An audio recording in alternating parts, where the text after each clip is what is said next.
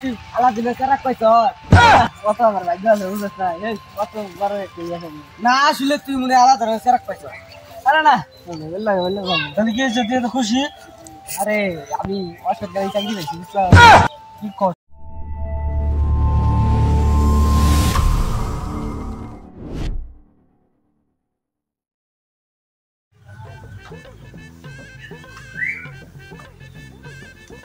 এই নমস্কার কি উঠবি না এত বলা আইছিস হুই আইছস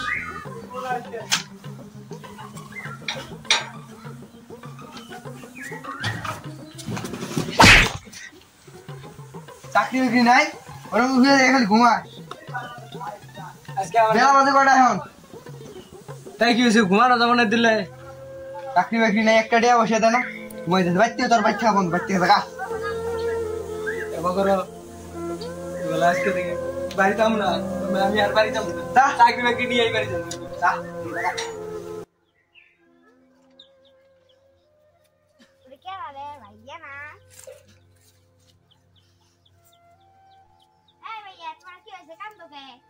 আব্বা আমার গালি বাসছে চাকরি করি না দেখি আমি বয়ে বয়ে খাই দেখি আমার বাড়ি থেকে বাই করে দিছি বাড়াই হইছে যাও গা কোন দেবা তুই যা তুই আব্বার মত হইছে আব্বার মত যা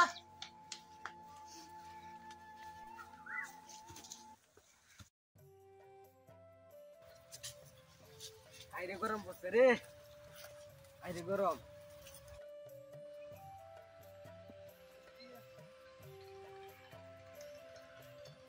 ও বন্ধু খারাপ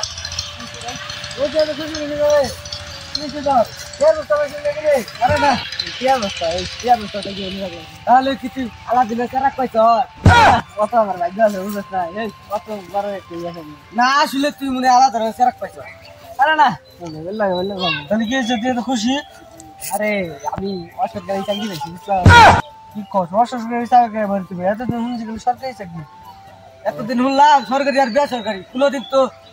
অসরকারি চাকরি আরে এটা হলো নতুন চাকরি বুঝছো সরকারি চাকরি করলে গেলা অফিসে যায় স্যারের কাছে ছুটি নিয়ে আন লাগে ছুটি নিয়ে আমার বাড়ি যাওয়ার লাগে বাড়ি ঘোরাফেরা করে বেসরকারি চাকরি ওই একই